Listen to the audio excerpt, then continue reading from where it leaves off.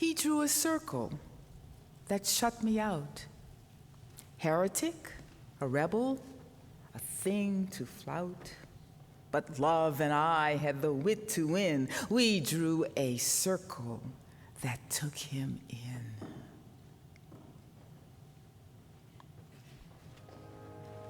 We are marching in the light of love. Yes, yes. Marching in the light of love. Our liberal faith tradition is so powerful and so inclusive that Thomas Jefferson believed that every young man living in the United States by the time he died would be a Unitarian.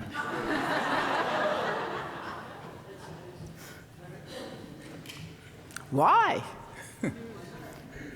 Unitarians do not surrender their creed or conscience to kings or priests, Jefferson explained in an 1822 letter to a friend. Nor does the United States, he said. So our liberal faith tradition and the American Republic seem to Jefferson to be a perfect fit. Jefferson was right, he just got the timeline wrong. It's now up to us to heal our nation because our liberal faith tradition marches in the light of love. Two sets of experiences affirm our power to heal and transform our nation. And it started with an experience I had with some of our kids.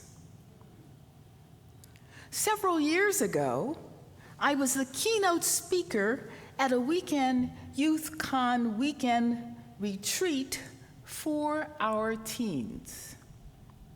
The adult conference planners of the teen retreat wanted me to talk about my book, Learning to Be White in America. I should be hard on the kids, I was told. Make them feel bad about being white and white skin privilege, because make them feel, let them know that they're racist and should repent. Their instructions rendered me clueless about what I should say to our teens. I knew most of the teens who attended the retreat would be white kids destined to lead college-educated, middle-class professional lives.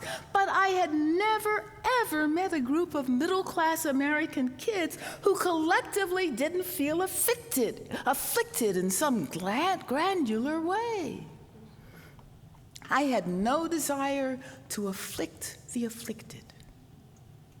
So I decided to look for cues from the teens about what really mattered to them and then follow their lead to things present but not yet acknowledged in their own lives.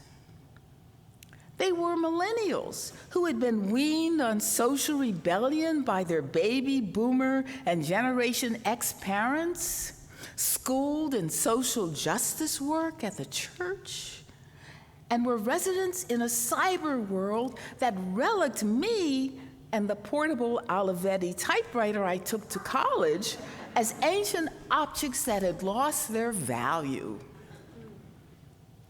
The setting for my presentation was a high school gym. 50 or so teens were present when I entered. They roamed around like exhausted sheep, unable to fight or take flight. When I climbed the 5 steps to the small platform staging area for my presentation, the teens immediately went silent and their bodies froze to brace for their imminent slaughter. I was taken aback by what I immediately felt. Their fear. I knew that nothing I could say would lower their fear, but instead probably ramp it up. So they must speak first Instead of me, I concluded to reduce their fear. The strategy I should now use was clear to me. So I said, "You probably already know what I am going to say to you."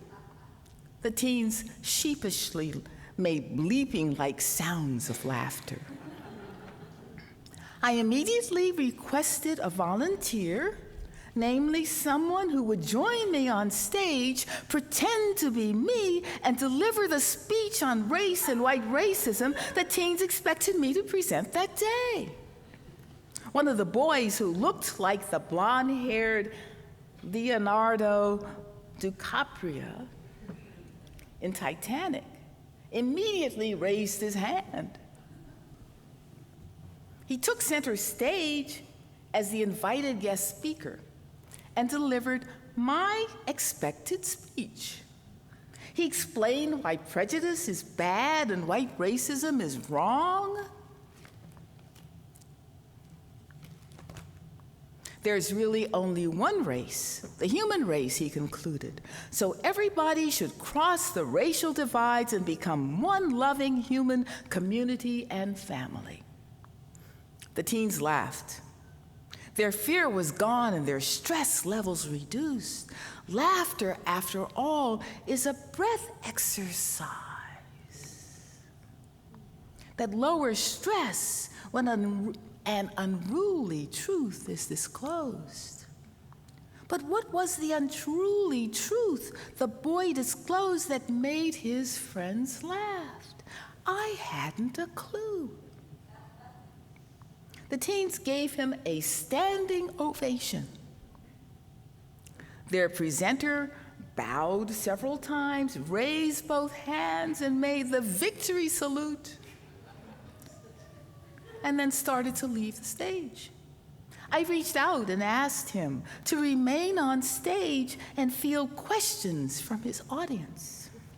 The teen walked back to the middle of the stage again, and with body language saying, "Bring it on and show me what you got," he responded to the queries, again spouting the moral platitudes he had learned from his parents and teachers.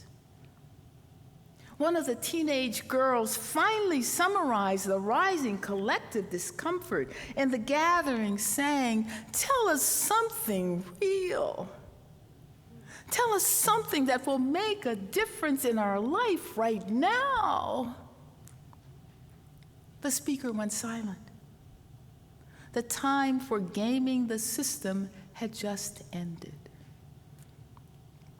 I thanked the teen speaker. We applauded him once more for his courage and aplomb, and then I said to the teens, "Let's talk about things that will make a difference in your life right now. Your feelings."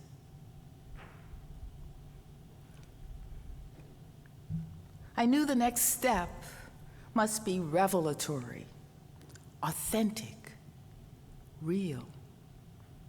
So I told them stories from my own perfect middle-class life as a teen. I described personal experiences that made me feel lost and alone and afraid as a teen in the midst of my highly educated, liberal, professionally successful parental environment. These stories weren't race narratives. They were accounts of me feeling defaced, betrayed, neglected, and ignored by my own Pleasantville family life.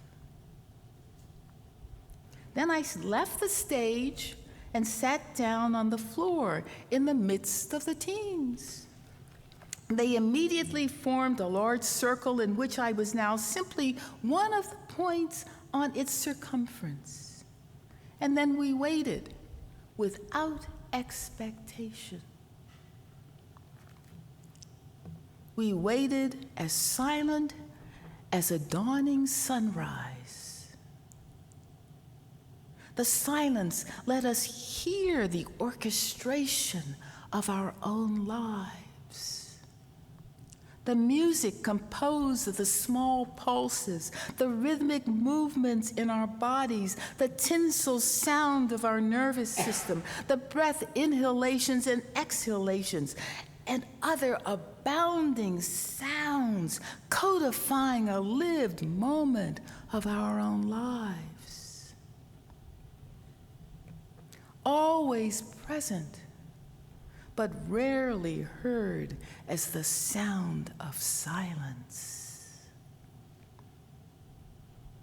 I waited with them in this harmonic place, in that rhapsodic suite nestled between our thoughts and feelings, between our ideas and emotions, between our heads and hearts. We had begun a silent journey into a luminous darkness.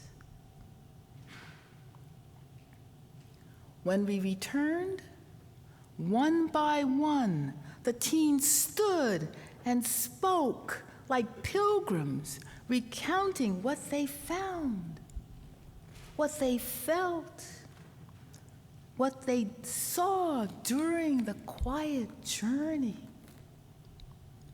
They told stories of abuse, of betrayal, of being the unwanted child, stories of not feeling loved, appreciated, or adored by the people who were supposed to love them. Stories about feeling lonely and abandoned. Some of the teens cried as they spoke.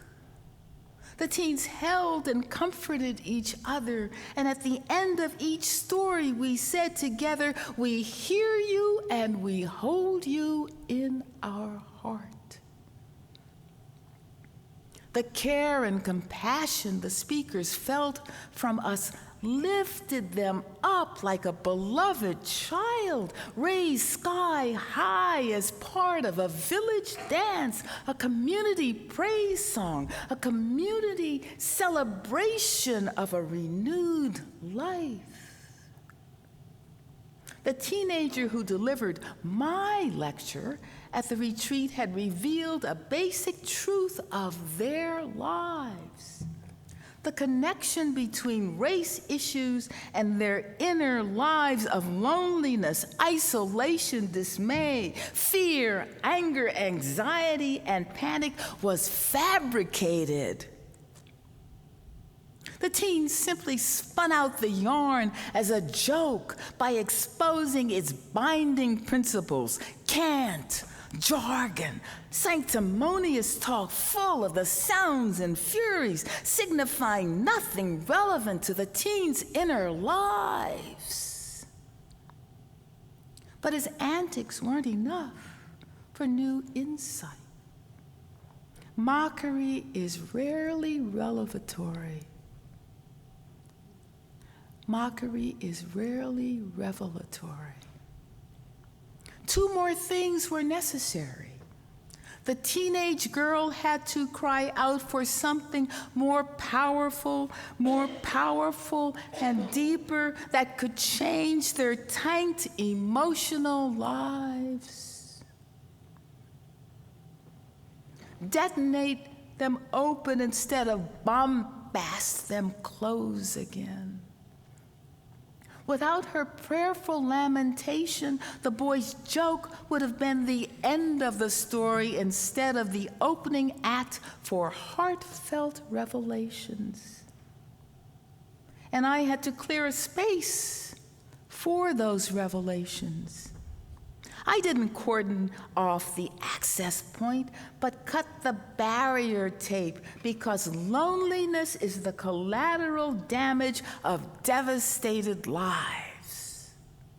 Loneliness is the collateral damage of devastated lives. Say that with me. Loneliness is the collateral damage of devastated lives. Once more. Loneliness is the collateral damage of devastated lives.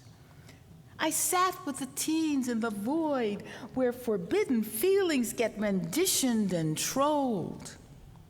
When that site was cleared of the cant, it became the liberated space of authentic feelings between us. Their shut down minds and hearts opened up to the firmament of their infinite potential as true selves. Their minds became as silent as the space between two musical notes, and as still as the point between an inhalation and an exhalation. The teens were no longer siloed, isolated, lonely souls. They were sharing their true selves, which connected them deeply at a human level. They hugged and smiled and put their arms around each other like the circle round the sun. The need for a safe space, a circle of love to truly meet the moment so we can feel connected again was never more evident to me.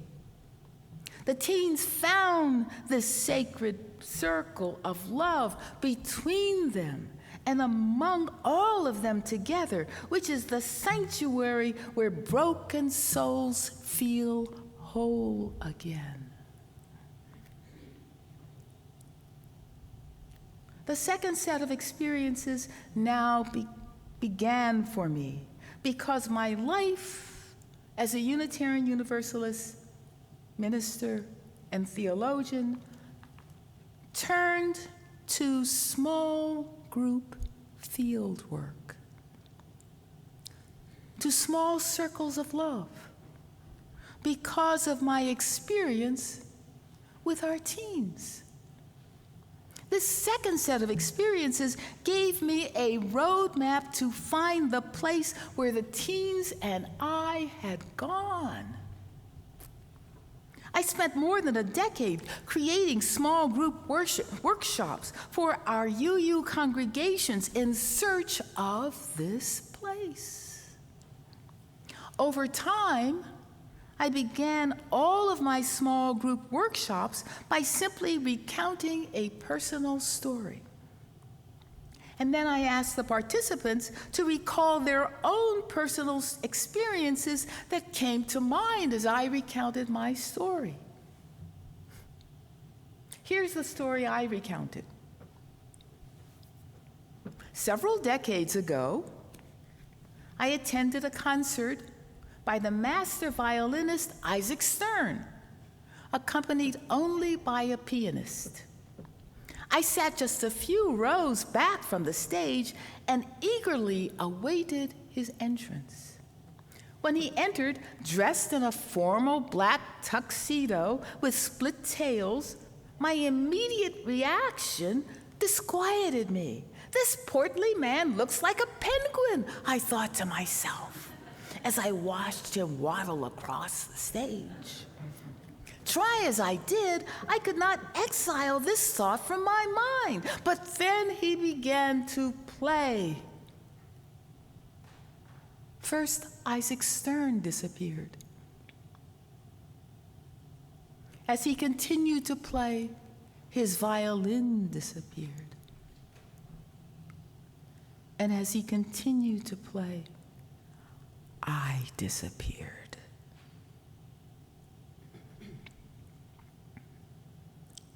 Then I say to the participants in the workshop, find your own Isaac Stern story. Actually, let's do it. Find your own Isaac Stern story. I will give you a minute to go deep into yourself to find the story that came to mind as I told you my story. And then we'll share those stories. But first, find your own Isaac Stern story.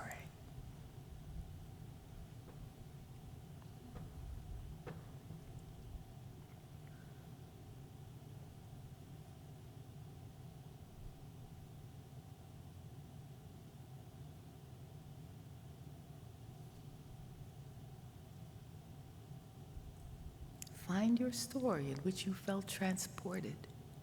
Find your story.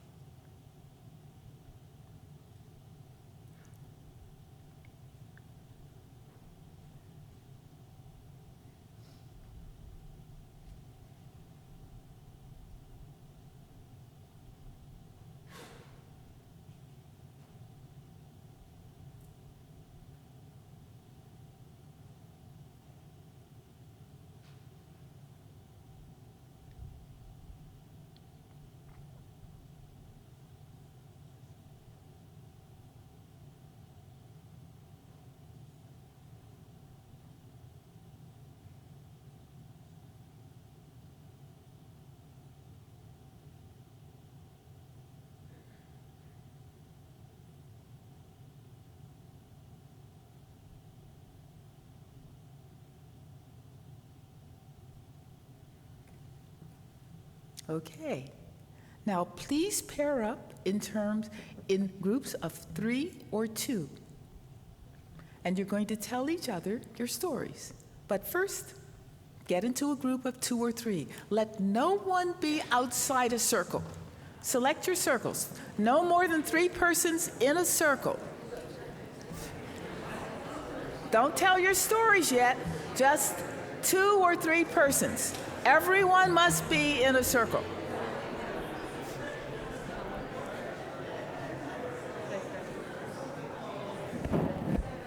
Thanks.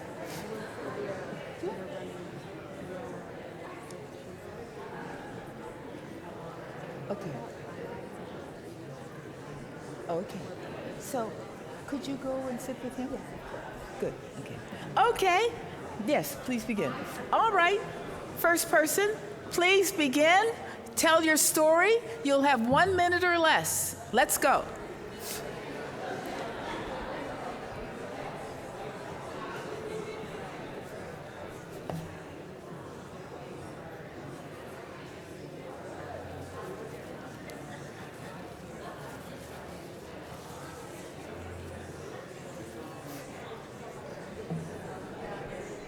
Okay, first person, wrap up your story.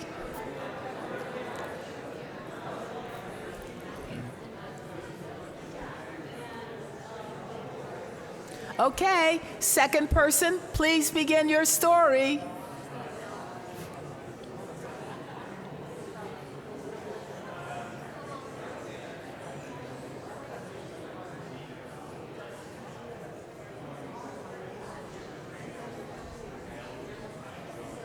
Okay, third person, please begin your story.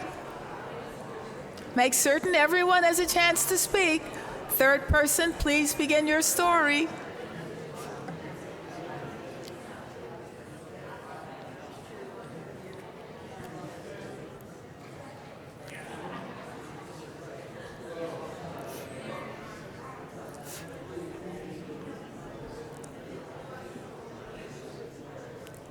Okay, all of you probably did not have a chance to finish your story, so let's do this after the service. Come back together now again. Let's all come back together. And I have a few questions for you. First off, and I just want you to shout out an answer with a word or two. What surprised you? What did you feel when you recalled your story? Shout out the words. Joy, gratitude, love, peace, depth. What's going on in you now as a result of these sharings? What are you feeling now? Connection, gratitude, support. Yes, yes, yes. In other words, your individual, personal, unique stories are universal. Meaning, what's felt is the same or similar. Whether your original religious backgrounds or family roots are Unitarian Universalist, Christian, Judaic, Islamic, Buddhist, humanist, or more. And whether you are conservative, liberal, progressive, or moderate. One of my workshop participants summarized her experience after listening to everyone's Isaac Stern experiences this way. Humans are always trapped in something. Social relationships, political beliefs, genetic limitations, even in our own creativity and imagination. But ultimately, we're trapped in time and space. We become old and broken. Our Isaac Stern experiences give us a way out. They liberate us because we become who we truly are, unlimited, interconnected. Consider the experience of George de Benneville, America's first Universalist preacher, and one of the earliest and most formative 18th century advocates of universal salvation in America. De Benneville, a medical doctor in London, described one of his own Isaac Stern moments. He described what he felt and called it the ocean of love, an unspeakable love, the holy love of God for all its creatures. As a result of his experience, de Benneville could no longer divide humanity into the damned and the saved. He rejected the Christian doctrines of the elect and the condemned. If he, who had been such an arrogant aristocrat, he reasoned, could be saved by this kind of love, everyone can be saved, restored to universal salvation through love. Branded a heretic, de Benneville migrated to America and devoted the next 54 years of his life to preaching the doctrines of universal restoration. De Benneville did not found a church, but he set out to unite churches by creating small groups, little churches within churches, small circles of love, so congregants could experience what was universal: love. No church is pure of all things, he said, so none can be found that does not contain some truth. Glorious truths, he said, are found in every church and every religion under the sun. Sound familiar? He concluded, and it's this glorious chain of truths which we believe will someday unite all of them into one form of love. This is what we have to offer a nation in crisis today: universal love. The moment has come. We will finally realize Thomas Jefferson's Unitarian prediction with universalism. When someone draws a circle that shuts us out as a heretic, a rebel, a thing to flout, we draw a circle of love that takes them in. The moment has come for us to spread this universal love deep and wide by drawing millions of circles of love. It starts by simply sharing our Isaac Stern experiences, personal stories that illuminate and catalyze love beyond belief, stories that illuminate the wide universe as the ocean of love we travel, stories that catalyze love beyond belief on earth, our collective blue boat home.